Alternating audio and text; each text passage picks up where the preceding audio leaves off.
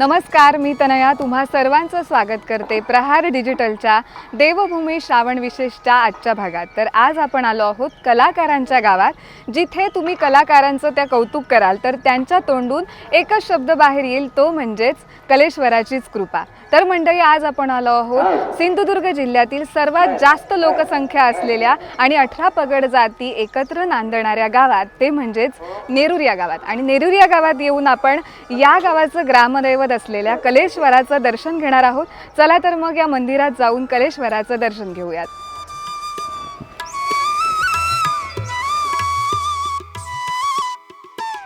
तर मंडळी, आपण मंदिराच्या आवारात प्रवेश केला आणि हे जे प्रवेशद्वार आहे, त्या प्रवेशद्वाराची जी मागची बाजू आहे, त्या मागच्या बाजूवरती ब्रह्मा विष्णू महेश अशा मूर्त्या आहेत। तर याचं कारण म्हणजेच इथं ही तिन्ही मंदिरं आहेत आणि ब्रह्मदेवाचं मंदिर आपल्याला खूप कमी ठिकाणी पाहायला मिळतं। तर हे मंदिर नेरूर गावातल्या कलेश्वर मंदिराच्या आवारात आहे।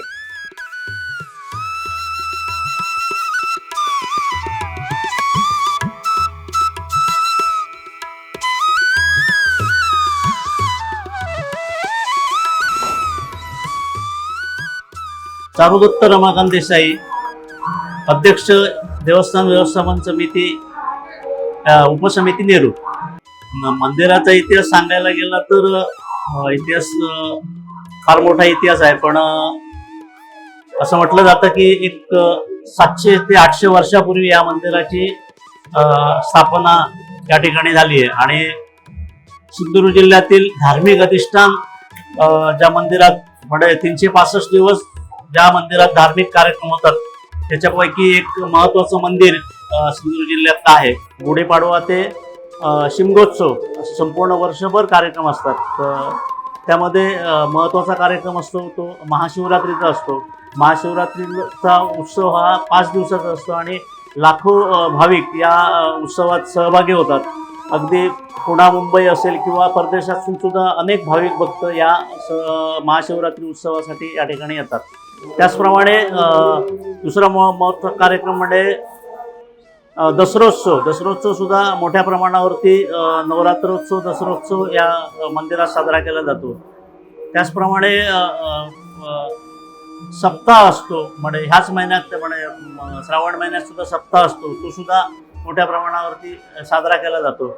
आणि आत्ता जो बघताय तो वरदशंकराच्या ज्या पूजा आहेत त्या दर सोमवारी या ठिकाणी केल्या जातात। तर दरवर्षी दर सोमवारी जवळजवळ 65 पर्यंत पूजा या कलेश्वर मंदिरात होतात आणि अतिशय कमी खर्चात या ठिकाणी या पूजा केल्या जातात। त्याला सुद्धा चांगला प्रतिसाद इथल्या लोकांचा आणि गावाबाहेरच्या किंवा तालुक्यातील जिल्ह्यातील लोकांचा चांगला प्रतिसाद या सर्व उपक्रमांना मिळतो। हा रथोत्सव हा अतिशय महत्वाचा असा उत्सव महाशिवरात्रीच्या दिवशी असतो। तर त्या दिवशी सकाळपासूनच दर्शनासाठी लोक येतात। ते पहाटे 4 वाजल्यापासून दुसऱ्या दिवशी पहाटे 2 वाजेपर्यंत या ठिकाणी लोकांची अलोट अशी गर्दी असते। आणि त्याच्यातील सर्वात महत्त्वाचा कार्यक्रम असतो तो रथोत्सवाचा असतो। तर त्या कलेश्वर महाराजांची जी उत्सव मूर्ती असते ती या ठिकाणी वाजत गाजत पालखी झाल्यानंतर रथावरती आरूढ होते आणि एक पूर्ण प्रदक्षिणा या रथाची या ठिकाणी होते।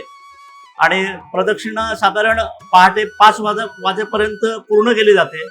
आणि मधल्या काळात दशावतार असतो, त्याला सुद्धा चांगला प्रतिसाद मिळतो। आणि 5 ते 6 वाजता परत महाराजांची मूर्ती आपल्या मंदिरात जाते।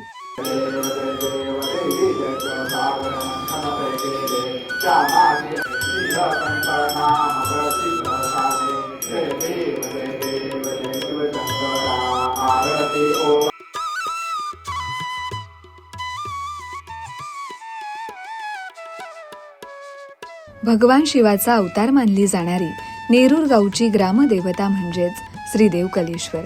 या मंदिराचा इतिहास आजचा नाही तर तब्बल 700-800 वर्षांपूर्वीचा असल्याचं सांगितलं जातं। मंदिराच्या गर्भगृहात विराजमान आहे शिवलिंग आणि श्रींची मूर्ती। तर एका बाजूला दगडात कोरलेली गणेशाची मूर्ती, तर दुसऱ्या बाजूला आहे करकोटक नागाची प्रतिमा। आणि मंदिराच्या प्रवेशद्वारासमोरच विराजमान आहेत नंदी महाराज। भगवान शिवाचे परमभक्त.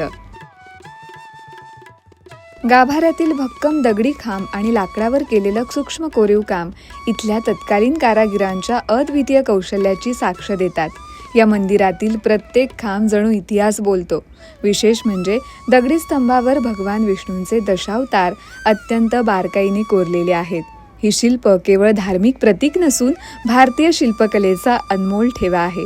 यामुळे हे मंदिर कोकणातील प्राचीन स्थापत्यकलेचा एक उत्कृष्ट नमुना म्हणून आजही भाविकांसह वास्तुप्रेमींनाही आकर्षित करत आहे.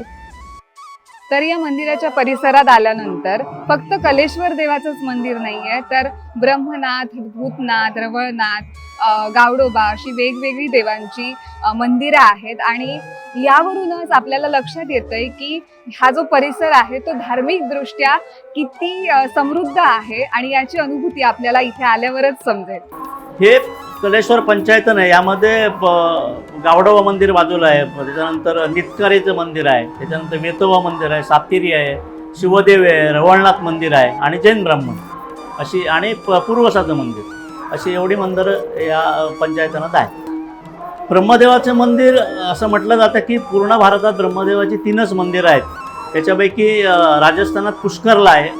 त्याच्यानंतर एक मंदिर हे आमच्या नेरूरमध्ये आहे की कलेश्वराचं दर्शन घेतल्यानंतर ब्रह्मदेवाचं दर्शन घ्यावं असं म्हटलं जातं. तिचं एक ब्रह्मदेवाच्या मंदिरात तिथे आहे गायत्रीची मूर्ती आहे, सावित्रीची मूर्ती आहे, त्याच्याप्रमाणे महाविष्णूची आणि अन्नपूर्णा अशा मूर्त्या आहेत. त्याचप्रमाणे ब्रह्मदेवाला एकूण 4 तोंड आहेत. 3 तोंड आपल्याला दिसतात, 4थं तोंड आपल्याला दिसत नाही, ते मागच्या बाजूला आहे.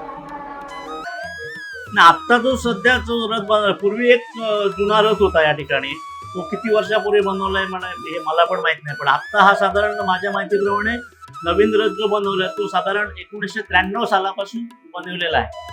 आणि त्यानंतर तो उत्सवाच्या वेळेला त्या रथातच महाराजांची मूर्ती या ठिकाणी आरूढ होतो.